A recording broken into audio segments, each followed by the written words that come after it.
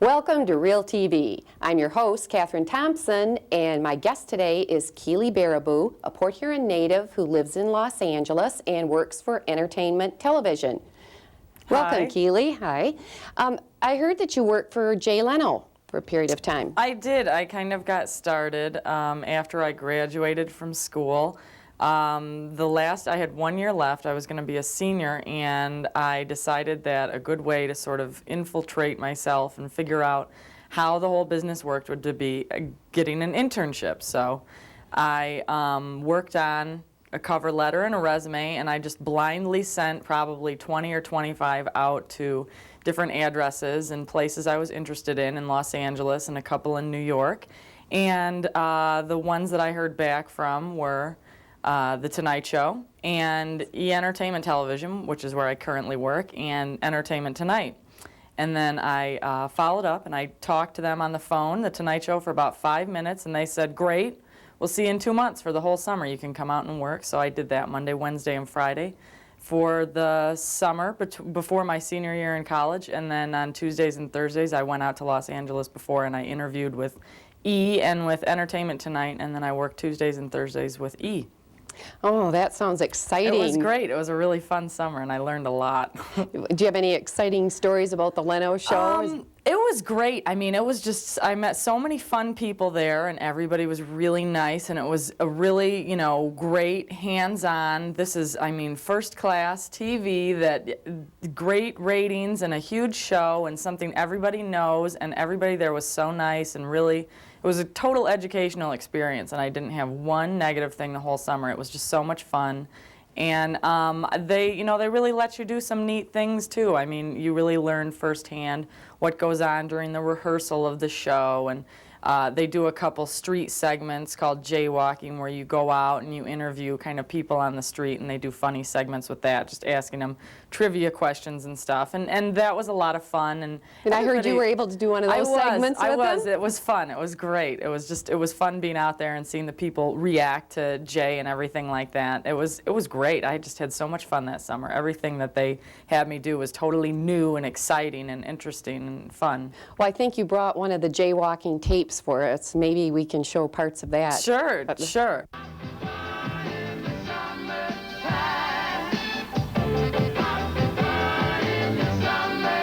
How many horses are used in water polo?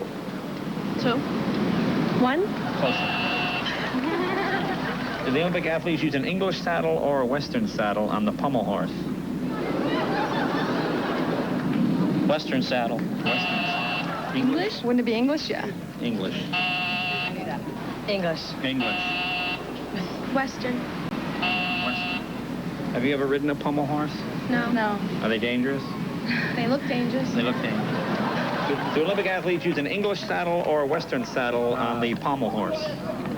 Neither, Jay. Neither. Oh, you're too cool now. Oh, now you got one right. Now he's too. Is he as funny off camera as he is on camera? I think he is funnier. He's just a genuinely nice, friendly, fun person. He's not like, the gruff after TV, okay, now I'm celebrity. No, he was totally warm and nice and friendly. And now, does he ride his motorcycle to work? He drives a different car to work every day. That is his passion, is his car. I thought he had motorcycles too. He does. I think he has even more motorcycles than cars, and he does. He drives them to work all the time. You can see him all over Burbank, going home on the freeway and stuff like that in his cars and his motorcycles. He's great. He's a nice person. Now, what exactly does an intern do on a show like Leno? On a show like Leno, it depends from day to day. You work with a lot of the producers and things like that, just doing different things that they need you to do to sort of help them get ready for the guest that they're going to be producing the segment of that night.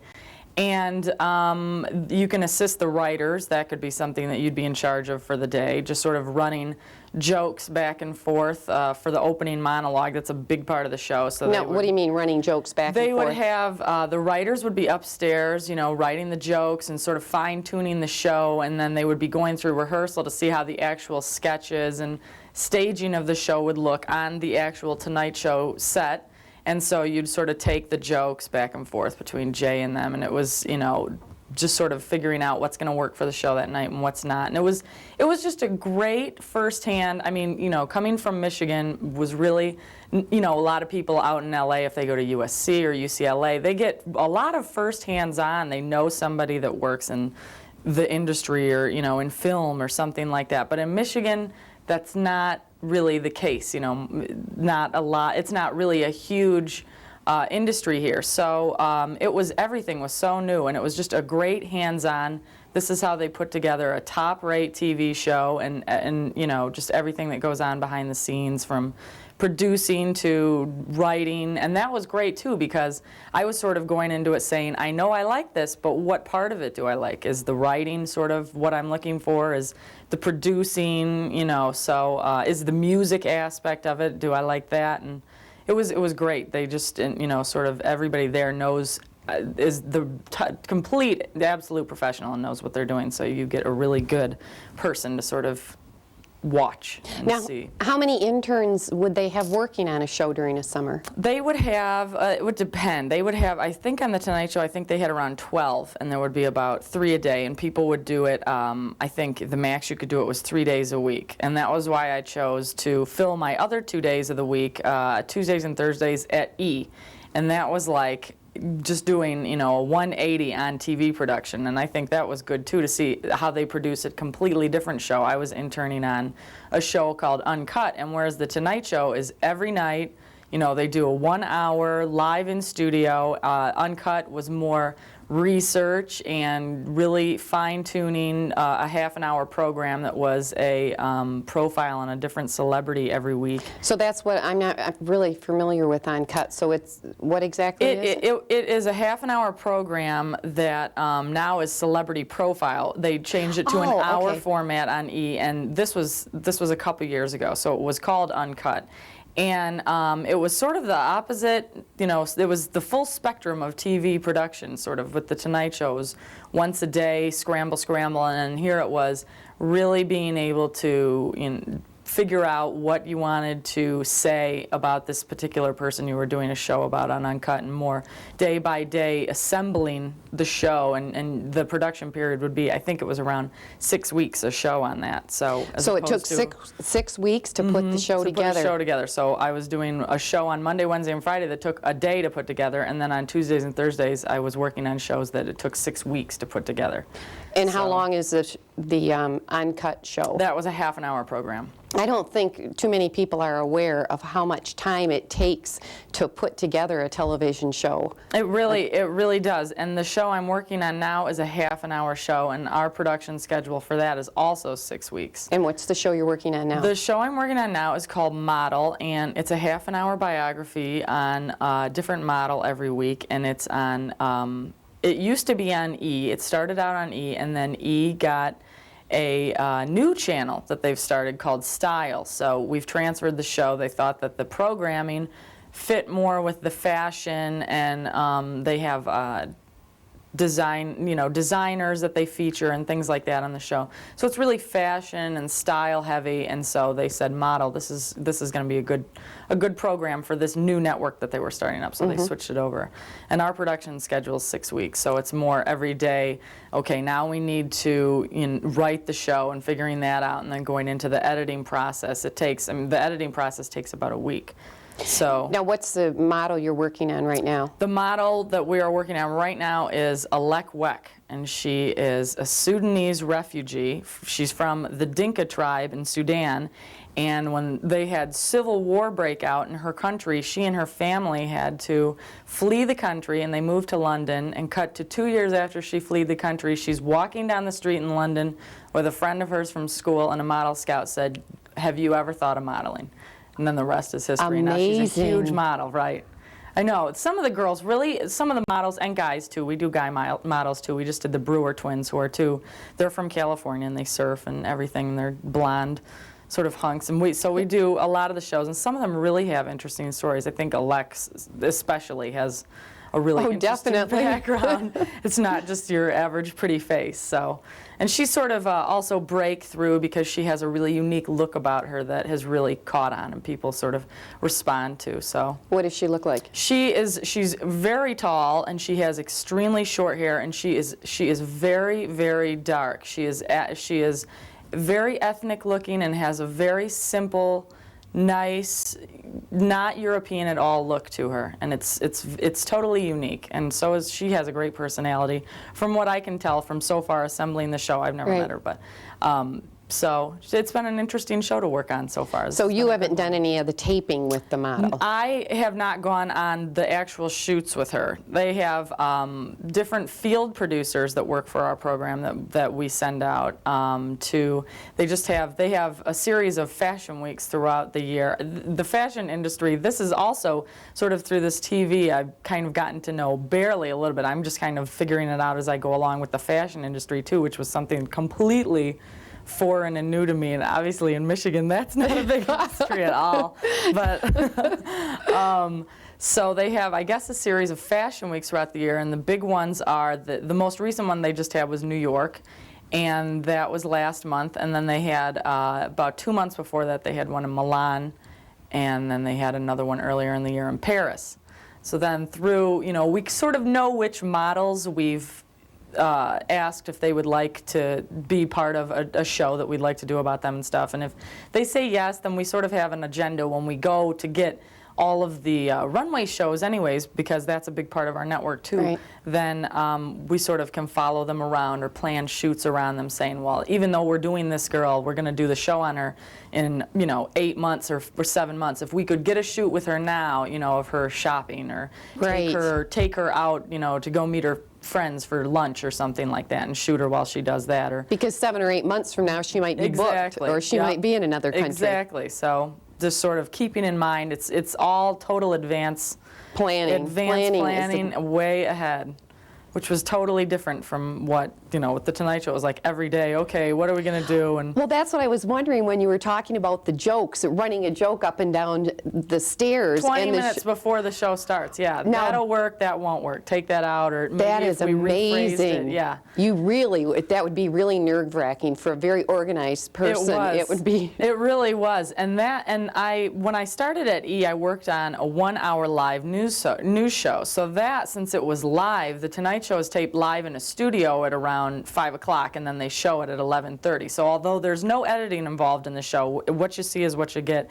It was a previously taped show earlier that day, but the 1 hour, that was even more accelerated of a pace when I worked on the 1-hour live news show. What was the name of that? That is E! News Daily. Now, do we have a tape of that? Yes. And Okay. I think so. I think I brought one with me just of when I was working there. And that was, I was a production. Scramble for that last-minute holiday gift, perhaps a carrot. One company has come up with a unique T-shirt idea that may suit your taste. Sadly, we sent a reporter with absolutely no taste to investigate. He left with no taste. He came back with no taste. Here's David Adelson. We could have been huge. Let it go, Louie, let it go. Looking for that special wacky gift this holiday season? Hey, how about a talking shirt? That's E! News production assistant Keeley, just one of the many wacky E! employees we recruited to model these shirts. The shirt is a totally interactive shirt. You basically take your hand, touch various areas of the shirt, and you will get a voice response. Beautiful. Keeley, could we have a little spin, please? Sure. Thank you very much, Keeley, everybody. Very nice. Thank you.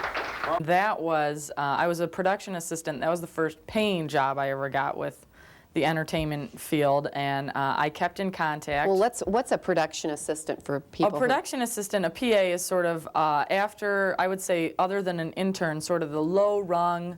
You start out, and this is that's the job that sort of your stepping stone, first step into the business. It depends on what type of show you're working on, but it's more or less just assisting in any way that they need you in the production. And that can be, some days it can be fun, and other days it can be photocopying and who knows what. But it's just whatever you can do to help them get the show out that day. You smile and you do smile it. and then, and then eventually it's a great you learn a lot at that position too, which when I went in there, that was what I was looking to do, was learn. Because you're doing everything then, Exactly. right. You're getting hands-on and sort of seeing what everybody does. So that was what I started out with. I kept in contact with my boss when I had been an intern at E! with Uncut. And then I called him and said, please, please let me get a job after college. And I went out there and I interviewed at E! News Daily and a couple of other places around town, and they offered me the job. So I said, that sounds fantastic. And then that was the first paying job that I had, was as a production assistant with that show. And that was, since it was a live show, it was just totally, go, go, go. They have all sorts of news segments that they're getting the story that day. They get the story, they send a crew out to shoot the story, and then they bring the tapes back and they edit them, and they have to get them on by a certain time. Just the concept of deadline was so, not really just that strict of a deadline, was something that really was an educational experience for me. And there were some big stories that actually broke when I was working there that, Such as? Such as, Jimmy Stewart died when I was working there, and that was a big deal, and Diana died when I was working there. Oh my. And that was a huge deal because E! had a lot of coverage with that, and they covered the funeral live, and they had people that they sent abroad to London and Paris to cover the crash and everything like that. So we worked all night the weekend that she died, and sort of just to get the story on the news and to assemble footage and things like that, and to create the graphics, to put a show together. I've heard in the newspaper industry, they have morgues where they have old clippings and tapes and things. Do they have the same thing? They do. What do they call? They do. I would just say probably an obit, maybe just an obituary. But they do have sort of. If you know something's coming up, you can prepare a little bit. But for instance, Frank Sinatra, when he passed away, they had compiled sort of. They knew a little bit in advance. This is a legend. One day it will happen. Right. This will be a big story. So. A little bit of preparation can be done for that, but then on the actual day there could be a circumstance surrounding it, or it could be, the way that their fans react could be interesting, so that could be a different story that you would cover. But that was, Princess Diana, there would be absolutely... There was no preparation. just what? Everybody, it was everyone so in a fast. state of shock? Absolute state of shock. I think I was called into work at around 1:30 in the morning, and I think I stayed until 10 o'clock the next morning, and then had to come back. And everybody worked that hard all weekend long. So just because it was such a big story and such an international story, and it just appealed to everybody, and it was information everybody wanted to know about. So that was probably the quickest paced time of work that I was there, the most accelerated, sort of go, go, go, we need to get this shot, or go, go, go, we need to find this to cover this story. And it was exciting. It was really exciting, and you learned quickly. You had to. You had to learn. You had to learn on your feet, day to day, what would go into the show, and it was really on great. a show like that, how many people would work on a show? Well, now they've brought the show back to a half an hour, which caused me to, that made me sort of say, okay, well then I explored another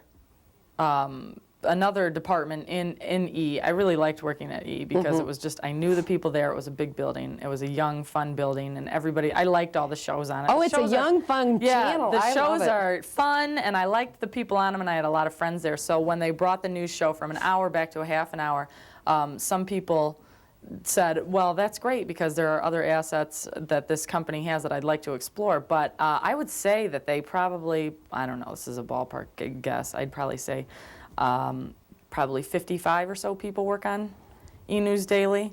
And the thing about E! is there are so many shows, but then different things like, True Hollywood Stories is a popular show on E! If they're going to go out and do a shoot, then, sometimes you can swap and exchange. Well, if you're going to go meet with this model, we're doing a news story about her boyfriend or her or something. So you can, even our show, Model, we can trade with news, or they have Wild On as their travel series. So if they're going to go cover the London Fashion Week, then they're going to cover runway shows, and we can trade with them. So it's sort of, everybody in the building can sort of help each other out and really make good shows. So it's interesting. Everybody, I like the Fashion Emergency. Yeah, that's a fun show too. I like that too. And it looks like, where do they get the people for that? I think that what happens is I think people write in and they just sort of go through what they send in and what their story is, and they're looking for somebody who has a cute story or something that they can do. You know, if they have an event that they're going to, some angle that they can play up and things like that. Well, I just saw a guy was on the Fashion Emergency, and he wanted an LA look to impress this girl, and they took his dark hair and they made it sort of red, and they dropped it all off, and they made his little goatee red, and they trimmed that up, and kind of red eyebrows, and I thought, what exactly is the LA scene? Exactly. What is it like? It is, it's kind of a funny city because I mean, there are big cities like Chicago and New York and Atlanta and things like that. And it's exciting because it's a big city, but LA is unique because the majority of people there are involved in the film, television, and entertainment industry. So you get a really unique mix of people. I would say that the majority of people I met are they're not California natives. They come to LA, that's their pilgrimage because they've decided that this is the career that they would like to pursue in life. And they want to be in the business. They want to be in the business, so wherever they get their training from, then they go out there, and everybody has a story on how they got started or how they became interested in it. And it's a unique city because it's just, there are so many actors, and I mean everybody, if it's your dentist or your lawyer or your cab driver, they've got a script or they've got headshots, or their sister is on this show. I mean, everybody has something going on. So it's sort of, it's a big city, but now how big is your the 6 city? degrees of separation can get closer and closer. Everybody knows somebody else. How big is the city? It is a big city and area. It's also a unique city because unlike, you know, other major cities like Chicago with the L or Boston or anything like that, there isn't any really big mode of public transportation like a subway because you have the mountains, you have the valley, you have the ocean. So it's a big city. It can take you over an hour to drive across it easily. I've heard of the traffic jams. The traffic, yeah, and that's another thing too that just, I don't know, I'm still not used to that. So you do drive out there, though, you have to. Right, and you're just, I mean, they have, LA Weekly is sort of like their Metro Times, sort of the what's going to be happening over the weekend to go to, and they had a best of LA Weekly, and it was best parking lot, and I think they said it was the 405 freeway. Everybody just, the traffic's awful. So. That's great. Now, what would you say was your biggest adjustment from leaving a town like Port Huron, obviously a small Midwestern town, and going to a city like LA? Gosh, that's a good question. There were just so many adjustments. I think it was also at the same time as I was leaving college and leaving home, so it was sort of me out on my own too adjusting, but I think probably just the actual size of the city is so big, and just being one person in that many people and trying to, you know, find people that you have something in common with, and sort of figuring out, oh, this person has, you know, because they're actors and they're, you know, in the entertainment business, so what is their agenda and things like that. But, you know, that's why I think I liked E so much, because there's a lot of people there that sort of have the same story, that they're young and they're fun and they're looking to just really get experience and hands-on, and that was what I was looking for. And then there is, you know, sort of the, you know, go out and the trend scene and everything like that, and, you know, everybody, the clubs. Right, everybody thinks that they're from the movie Swingers. Everybody thinks that they're right out of that. So there's a lot of fun things to do in the city, and it is a gorgeous city. It is a beautiful city, and the ocean is beautiful, and it has mountains. People don't realize that when they go there too. There are mountains around the city, and it's huge. So there's a lot that you'll never be bored. That's the nice thing about it. Oh, that's so there's great. always something, wow, I didn't know this about the city, or wow, I didn't know this was here, or what's this? You know, it's if you wanted to, every day you could discover something completely new that you had no idea about. And it sounds like you can discover a completely new person, because E seems to be it's such a large corporation. It is, and it's growing. That's the thing. Also, I know, I'm not sure how old it is. I think it's around, I would say around 12 or 15 years ago.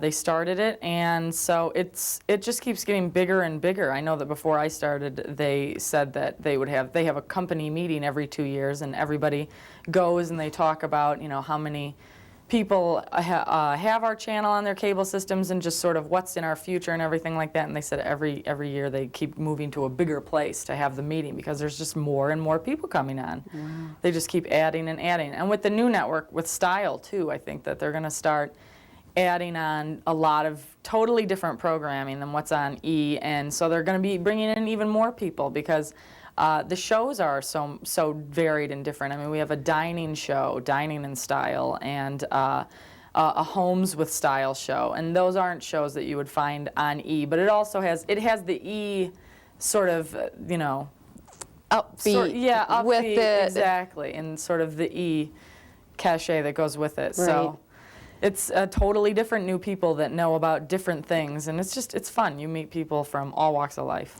Well, on your model show, you have met some models. Have you? I have met, I think I met one time, and that was because she was from Los Angeles, Janice Dickinson, and they did a show about her, and she was sort of, she kind of was there from the early coining of the phrase supermodel, so she had a lot of stories to tell. We have 2 teams on model. We have a pretty small production staff for putting out a half-an-hour show. We have we have 1 production assistant, we have 2 producers, we have 2 writers, and we have 2 associate producers, and that's what I am. I'm an associate producer. For those of us not in the business, what would a producer do? What would an assistant producer do? The production assistant would help both teams, just sort of whatever they need, help them out to call people to get, you know, this model's agent's number. We'd like to do a show with you, or we need, you know, we'd like to put some baby pictures of you in the show because it's a biography, so we get all kinds of cute stuff like that to put in. Then the writer writes the show and works with the producer with whatever footage. The producer is usually the one that's going out and meeting the model and doing the shoots and saying, we need a fun shoot to do with her, not just, you know, her in action on the runway or doing her job or at the photo shoot. We need something fun that shows some spark of her personality or something. So they decide sort of what direction they would like their show to take and what they would like the feel of this model's personality, how they'd like to show that. And then I'm the associate producer, and there's another associate producer, there's 2 of us, and we are sort of the producer's right-hand person, and there are 4 segments total on a half-an-hour show, and we split them between the producer and the associate producer. Myself, I do 1 or 2 segments. I produce in the show, and the producer does 1 or 2 segments, and then we work together discussing, well, maybe we could show, you know, how confident this girl is, and, you know, that she has the ability to be a Victoria's Secret model and stuff like that, and that it just takes, you know, confidence to get out there, you know, on the runway in your underwear. I mean, I think it takes more than confidence. Not everybody can do it, right? Exactly.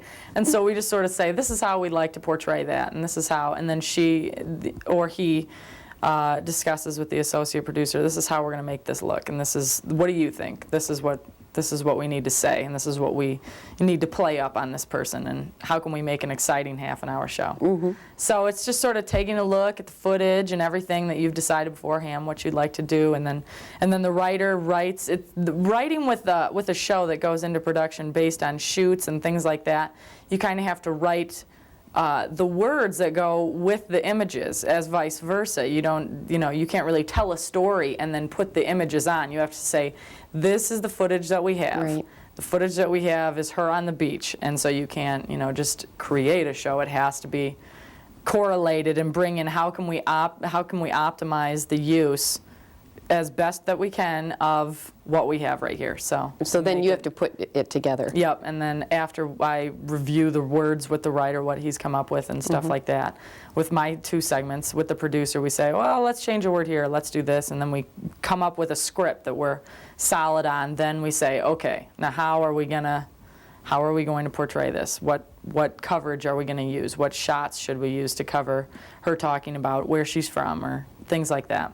Now, of course, a small station like Channel 6, we do our own editing. Do you do your own editing, or do you have people that edit your programs? We have editors, and it is our responsibility to go in there it helps to be really organized, to know the more time you've put into it, the more painless it's going to be when you edit. So we have people with big editing consoles. I did a little bit of editing in college, but then when I got to E, I was like, whoa, this is like a whole room of machines. I have no idea what this is. So you just sort of sit in the back and you say, okay, now we're going to dissolve into this shot, and then it's just working with one-on-one with somebody.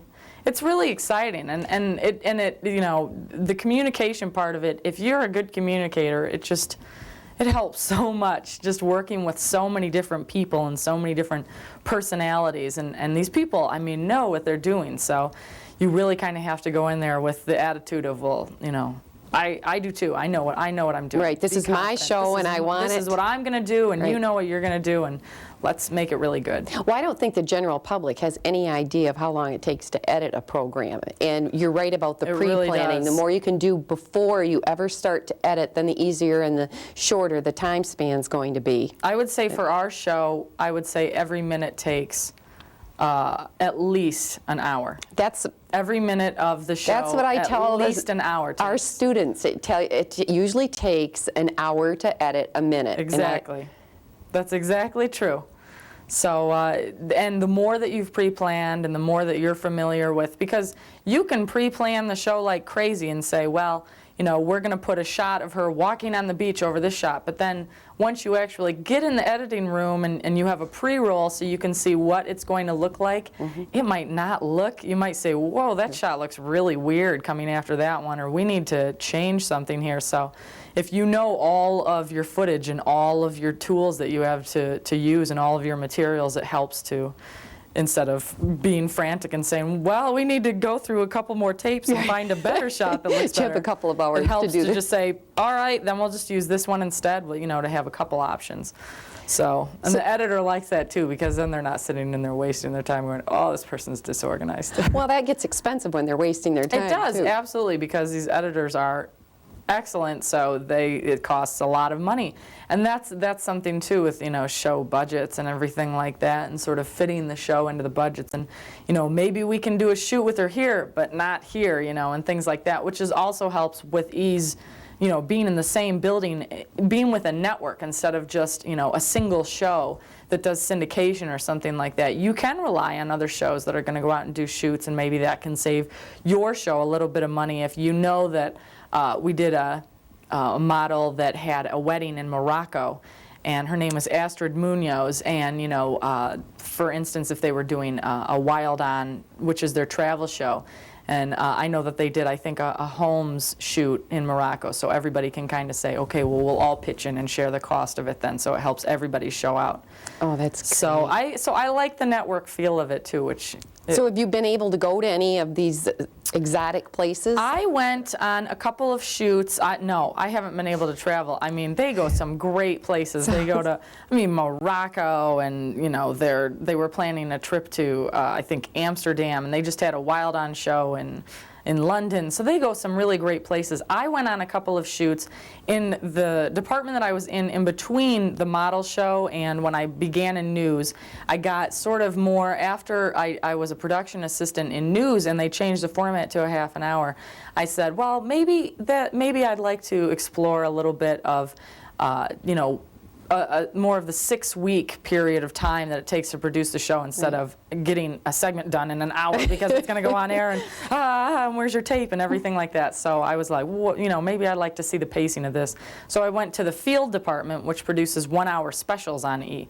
And the topics that they do on that, I worked on a show about Harley Davidsons. I worked on a show about Miss Universe. I worked on a show about roller coasters. I mean, it was just the spectrum, the full spectrum of topics and ideas. And so I did a shoot at, I think I went to Magic Mountain, which is sort of the Six Flags there. They did the show about, and then I went to a Harley Davidson fashion show. So stuff like that. I mean, that's like fun stuff. Right. But yeah, it's great to be out in the field. That's something that I definitely want to get more into. That's something that I'm sort of trying to get a handle on everything. It's still so new to me, and coming from Michigan, you know, the University of Michigan had a great program, and that was what I started out with, and I had, fantastic professors that were just completely hands-on. I would say that definitely my film, Professor Frank Beaver was just, amazing, and I just learned so much from him as far as film went and everything, and that was really sort of, he inspired me. I definitely wanted to be in this business because I really respected him and I thought he was fantastic. So that was sort of what got me, this seems like an interesting major to pursue and everything like that. And then another... Well, did you go to U of M? I went to U of M. Deciding that you would have a career? I went to U of M sort of thinking vaguely communications, and then I took my first semester, I took a film class, and I said, I love this. This is great, and it was so interesting, and just everything that goes into movie making thrilled me.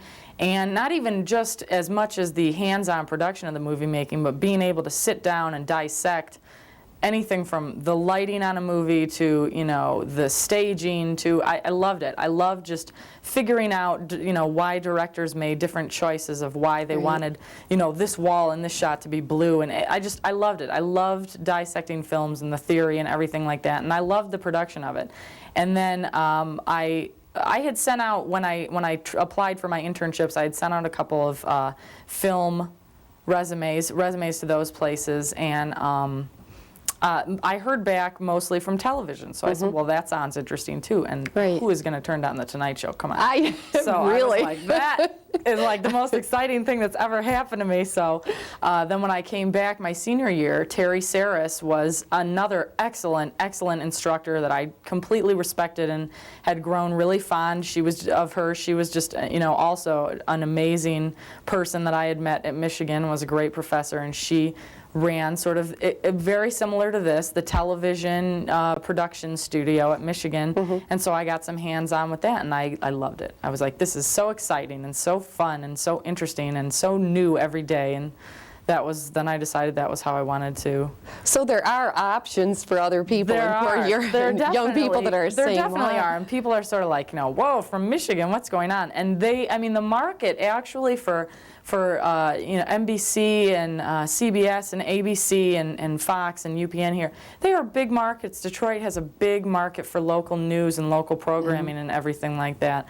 And especially the sports here is, totally professional and national and everything like that. So people that are interested, Los Angeles and then probably New York, obviously are the two sort of major cities that everything goes on. Los Angeles is, it's like a bubble. Everybody there is just, it's like being in some weird, it's almost like the Truman Show. Everybody there is sort of like, has the same thing going on and stuff. But yeah, there are opportunities, I would definitely say, in Michigan.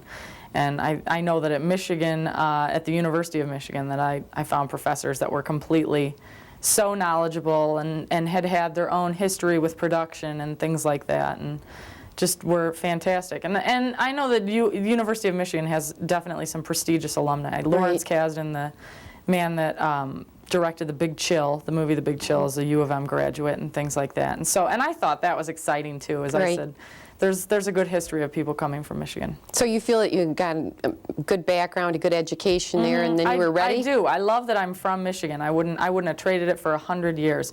And a lot of friends that I have go the route of then after sort of film or undergraduate, they've gone to get their master's degree in whatever, and they've gone to graduate school at USC or UCLA or NYU. And so that's another option too, is you can keep going to school for it. But I wanted to, after my internship, I was like, I want to just get right into this. I love it. So, and you can sort of, as a production assistant and things like that, it's still, even though you're getting paid and this is a career for you, and now you are in the working world, it is a completely educational experience.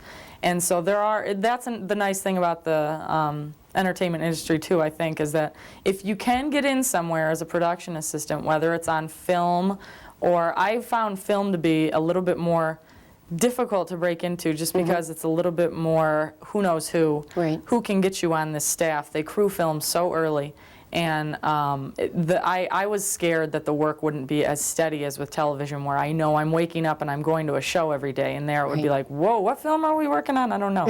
But at the same time, I loved my film background, so I don't know really what if there are, what really the big opportunities are as a production assistant on that, but I definitely know that with television, you keep learning. You just keep learning, and you're ready for whatever the next stage of promotion can be for you, and it's so exciting. Oh, it sounds wonderful, Keely. It is. I love it, and I love being from Michigan. I like the background that I got here, and I like the education that I got here. I think it really prepared me and helped me for when I got there. Well, I want to thank you for stopping in today and taking time from your Thanksgiving break. Oh, and thank you. Time This from was your fun. family. And appreciate it. And thank you. We'll see you next time on Real TV.